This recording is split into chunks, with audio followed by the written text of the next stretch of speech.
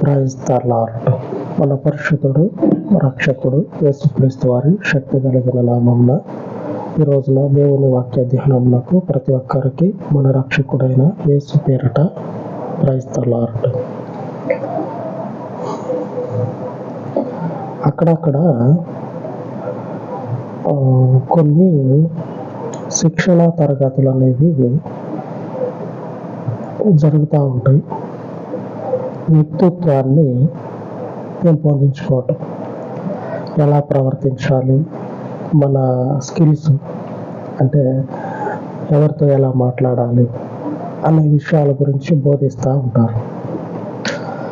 వాటిని విని వాళ్ళ వ్యక్తిత్వాన్ని డెవలప్ చేసుకుంటారు. బయట ఉండేటువంటి జీవితం అది, ఆ జీవితం అది. దేవుడు చెప్తా ఉన్నాడు, మన దేవుడు మనకు చెప్తా ఉన్నాడు వాక్యం. సముద్రంలో ఉన్నటువంటి ఇసుక రేణువుల వలె మిమ్మల్ని నేను విస్తరింపజేస్తా. మీరు నశించిపోవటానికి ఒకరి చేతిలో పడి జీవితాలు శాంతం మునిగిపోవటానికి మీరు పుట్టినటువంటి వాళ్ళు, బతుకుతున్నటువంటి వాళ్ళు అయితే కాదు. సావటానికి, చంపబడటానికి మీరు ఇందుకోసం పుట్టలా, నేను పుట్టించలా.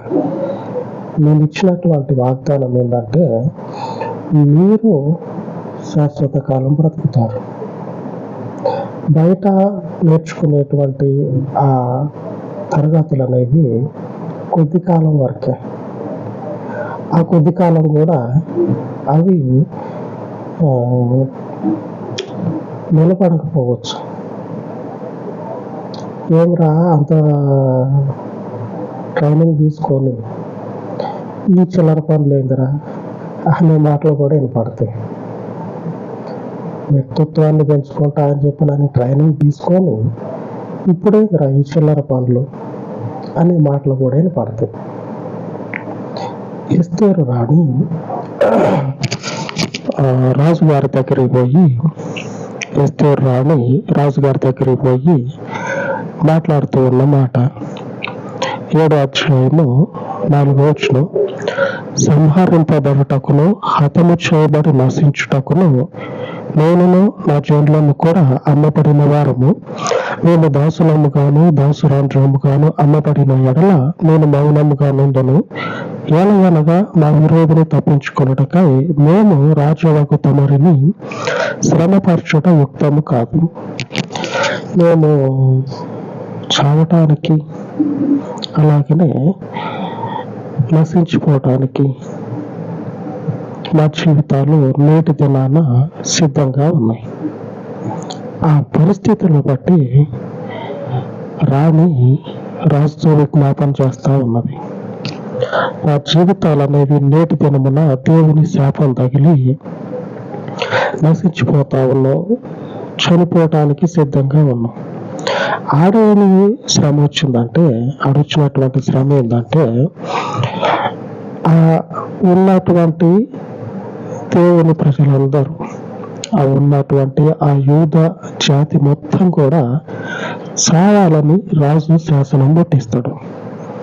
జాతి మొత్తం ఆ జనం అంతా ఒక్కరూ లేకుండా మొత్తాన్ని చంపేయమని రాజు శాసనాన్ని ఒక జీవోని పుట్టిస్తాడు. ఇక ఆ సమయం దగ్గరకు వస్తూ ఉంటుంది.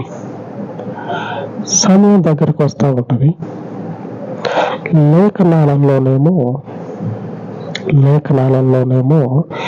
నేడు రేపు ఉన్నట్లుగా నేర్చుకున్నట్లుగా మన శరీరం ఉన్నన్ని రోజులు మనం నేర్చుకున్నది మనతో ఉంటుంది. ఇందాక చెప్పుకోవాలా మనం ఆ వ్యక్తిత్వ క్లాసులని అట్లాగా మనతో పాటు ఉంటాయి. కానీ లేఖనాల్లో ఉన్నది శరీరంతో పాటు కాదు, మన ఆత్మతో పాటు ఎప్పటికీ ఉంటుంది. మన శరీరాన్ని నిలబెట్టడం కోసం లోకం తీరుగా వచ్చినట్లు కాదు. ఈ లేఖనాల్లో ఉన్న దేవుని శక్తి, దేవుని వాక్యం చెప్పింది వాళ్ళకి. దేవుడు వారికి వాగ్దానం చేసిన మాట, మీరు శాశ్వత కాలం దేవుని పేరు మీద నిలబడి ఉంటారు. మీ యొక్క జనాంగము ఇసుక రేణువుల వల్ల విస్తరించిపోతుంది. పెరిగిపోయినటువంటి అందరూ ఒక్కనాడే చనిపోరు, విస్తరించుకుపోతుంది. ఆ పరిస్థితులను బట్టి రాజు దగ్గరికి పోయి మనవి చేసుకుంటున్నటువంటి ఆమెకి దేవుని వాగ్దానం ఎదురుబడి దేవుని యొక్క శక్తి కలిగినటువంటి వాక్యము జీవితంలో నిలబడి పోరాడితే, రాజు ముందు నిలబడి పోరాడితే, ఉపవసిస్తే, ఆ జనము కొరకు ప్రార్థన చేస్తే అందరూ కూడా నశించిపోవలసినటువంటి ఆ పరిస్థితుల్లోనే తిరిగిపోతుంది. నశించవలసినటువంటి వారు రాజ్యాధికారాన్ని పొందుకుంటారు. నశించిపోవలసినటువంటి వారు అంతా రివర్స్ అయిపోతుంది. అంతా కూడా రివర్స్ అయిపోతుంది. ఎందుకంటే బయట నేర్చుకున్నట్లు, మనము లోకానుసారముగా విన్నట్లు ఈ పరిశుద్ధ గ్రంథంలో ఉన్నటువంటి మాటలన్నీ కూడా దేవుని ఆకాశంలో నుంచి దిగి వచ్చినటువంటి దేవుని. ఎలాగంటే పేతురు రాసిన రెండవ పత్రిక మొదటి అధ్యాయము చివరి వచనం అనగా 21వ వచనం, అనగా ప్రవచనము ఎప్పుడునూ మనుషుని ఇచ్చను బట్టి కలగలేదు, కానీ మనుషులు పరిశుద్ధాత్మ వలన ప్రేరేపింపబడిన వారై దేవుని మూలముగా పలికిరి. ఎస్తేరు కాలంలో నశించబడవలసినటువంటి ఆ ప్రజలకి అప్పటికే ఉన్న వాగ్దానము పరిశుద్ధాత్మని మూలముగా దేవుడు వారికి చేసినటువంటి వాగ్దానం ఏంటంటే, మోషే ద్వారా మీరు సర్వోన్నతుడైనటువంటి దేవుని జనాంగము, మీ జనము శాశ్వత కాలము నిలిచి ఉంటది. అంతే. నశించిపోవటానికి, సంహరింపబడటానికి పాపము వలన మీ జీవితాల్లో ఆ పరిస్థితులు వచ్చినా సరే వాగ్దానము చేసింది ఎవరు? నేడు మీ జీవితాల్లో ఉన్నటువంటి పరిశుద్ధ గ్రంథంలోని వాగ్దానాలు ఉన్నాయి కదా, ఆ వాగ్దానాలు ఎవరంటే చేసింది దేవుడు పరిశుద్ధాత్మని చేత మనందరికీ అనుగ్రహించండు. పాపములో ఉన్నా సరే దేవుని వైపు తిరిగి ఉపవసించి ప్రార్థన చేస్తే మేము సంహరింపబడటానికి, నశించిపోవడానికి మేము సరిపోయినటువంటి వాళ్ళం. ఒప్పుకుంటా ఉంది, రాజుగారి దగ్గరికి పోయి ఒప్పుకుంటా ఉంది, మన దగ్గర ఒక వ్యాజ్యం ఉంది, మన దగ్గర ఒక సమస్య ఉంది, తీసుకుపోయి రాజుగారి దగ్గర పెడితే అది న్యాయంగా ఉంటే రాజుగారు శ్రమ తీసుకొని అయినా సరే, కొంచెం కష్టమైనా సరే మనకి న్యాయం తీరుస్తాడు. ఎందుకంటే మన వ్యాజ్యంలో న్యాయం ఉంది కాబట్టి. ఎస్తేరాని రాజుతో అంటా ఉంది, మేము అసలు ఈ పరిస్థితికే మేము వచ్చినటువంటి వాళ్ళం, చనిపోవాలని రాజుగారు శాసనం పుట్టించారు, అసలు చనిపోవటం కొరకే మేము ఈ రోజు ఇక్కడ ఉన్నాం, దేవుడు మమ్మల్ని శపించి మమ్మల్ని అప్పచెప్పాడు, ఇక మేము రాజుని ఏమని బతిమలాడాలి? దేవుడే మా పక్షంగా నింద మోపుతా ఉన్నాడు. మేము రాజుగారి దగ్గరికి పోయి దేవుడు మా మీద మోపిన నింద తప్పు అని ఎలాగ రుజువు చేయగలుగుతాం? అందుకే రాణి అంటా ఉన్నది, మిమ్మల్ని శ్రమ పట్టడం ఎందుకు అని చెప్పినని అడుగుతా ఉంది. అయినా సరే పాపం ఉంది కదా అని చెప్పినని చేతులు ముడుచుకొని కూర్చోవటానికి ఈ లేఖనాలు నేడు రేపు నుండి పోయేటువంటివి కావు లోకంతో పాటు. ఈ రోజు రేపు ఉండి లోకంతో పోయేటువంటి మాటలు కాదు.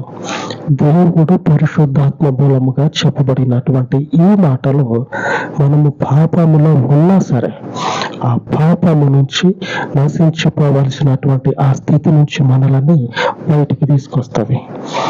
ఎంత పాపములో ఉన్నా సరే దేవుని ప్రజలు మీరు దేవుడు వదిలిపెట్టుకుంటాడా? ఎంత పాపం చేసి ఉన్నా సరే ఎంత పాపంలో ఎంత ఘోరమైనటువంటి పరిస్థితుల్లో ఉన్నా సరే దేవుని వైపు తిరిగి ఉపవసించి ప్రార్థన చేస్తా ఉన్నారు.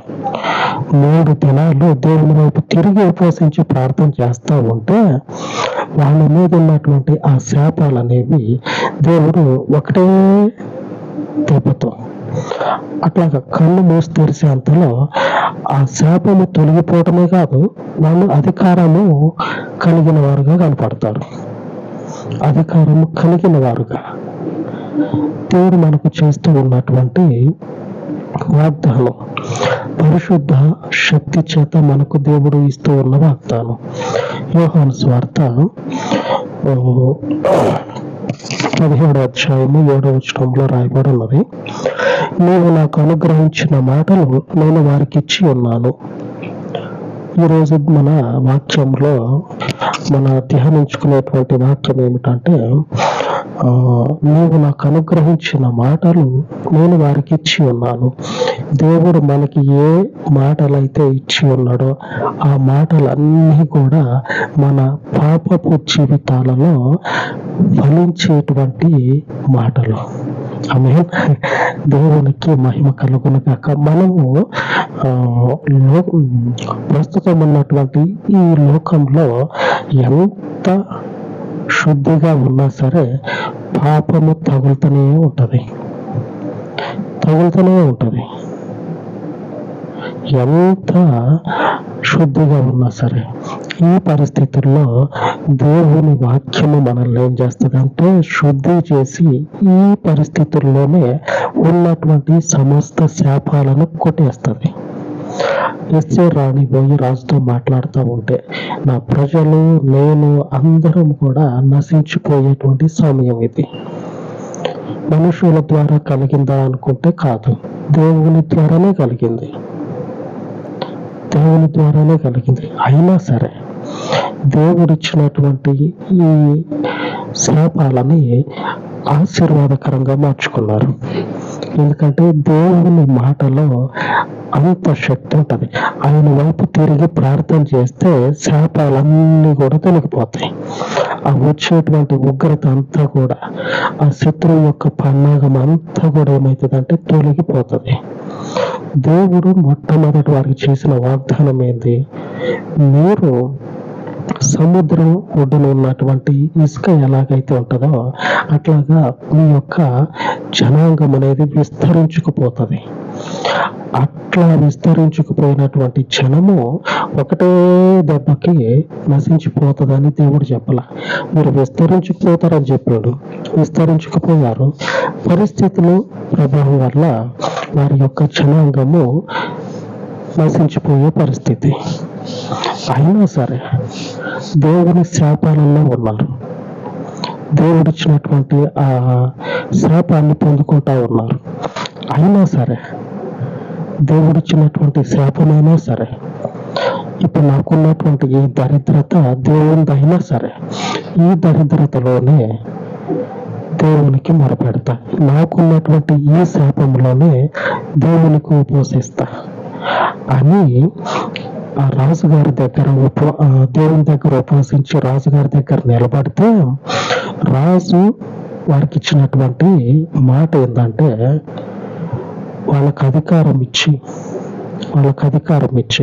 మీ ఇష్టం, మీరు ఏ శాసనం అయినా పెట్టండి, పుట్టించిన శాసనాన్ని నా దగ్గర వేసుకొస్తే నేను సంతకం పెడతా అని చెప్తాడు. ఆ స్టాంప్ వేసి సంతకం పెట్టడమే నా బాధ్యత. మీరు ఏదైనా సరే రాసుకొని తీసుకురండి. మీ ప్రజల గురించి అనుకూలంగా రాసుకుంటారా, మీ జాతి గురించి అనుకూలంగా రాసుకుంటారా, మీ గురించి రాసుకుంటారా, ఏవైనా సరే ఆజ్ఞలు శాసనాలు పెట్టేయండి, వాటి మీద ముద్ర వేసి సంతకం పెట్టే బాధ్యత నాది అని రాజుగారు చెప్తాడు. ఈ వాక్యం ఏం చేస్తుందంటే మన పరిస్థితుల్లో మన యొక్క ప్రాణాలను, ఆత్మని నిలబెడుతుంది. మొట్టమొదట్లో చెప్పుకున్నట్లు లోకంలో నిలబడినట్లు కాదు.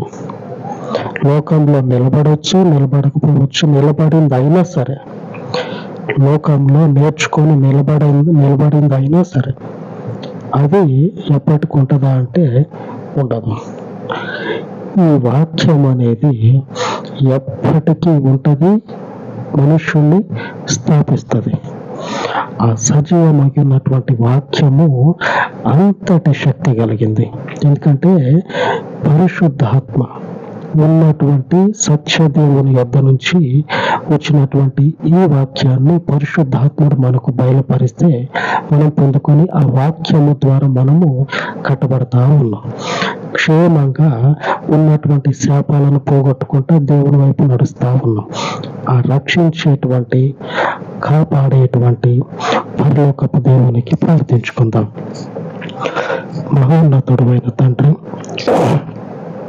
ఈ ఉదయకాలం ముందు మీ పాదంలో చెంత ప్రార్థన చేయించు ఉండగా, ఈ పరిశుద్ధ వాక్యమును పరిపూర్ణుడా నీవిచ్చి ఉండగా, నీవిచ్చినటువంటి ఈ పరలోకపు సత్య వాక్యమును తండ్రి అంగీకరించేటువంటి హృదయాన్ని పరిశుద్ధాత్మని ద్వారా బయలుపరచబడినటువంటి ఈ సత్య ప్రమాణములను తండ్రి మా జీవితాలలో నిలుపుకొని నీకు మహిమ కలుగునట్లుగా నీ పరలోకపు వాగ్దానములను మా పాపపు స్థితిలో, మాకున్నటువంటి బలహీనత పరిస్థితులలో నీ వాక్యము చేత అంటు కట్టబడి ఫలించుటకు, బలపరచబడుటకు, శక్తిని పొందుకొనుటకు మీరు కృప చూపించమని, మాకు తోడుగా ఉండి ఎదురై ఉన్నటువంటి ప్రతి పరిస్థితిని కూడా అనుకూలముగా మార్చమని, నీ ప్రజలను జీవింపచేయమని, నీకే సమస్త మహిమను ఆరోపించుచు మా రక్షకుడైన యేసుక్రీస్తు శక్తి కలిగిన నామమున ప్రార్థించి వేడుకొనిచున్నాను తండ్రి. ఆమేన్, ఆమేన్. మన దేవుని కృప మనకు తోడయ్యుండి నడిపించును కాక. ఆమేన్, ఆమేన్.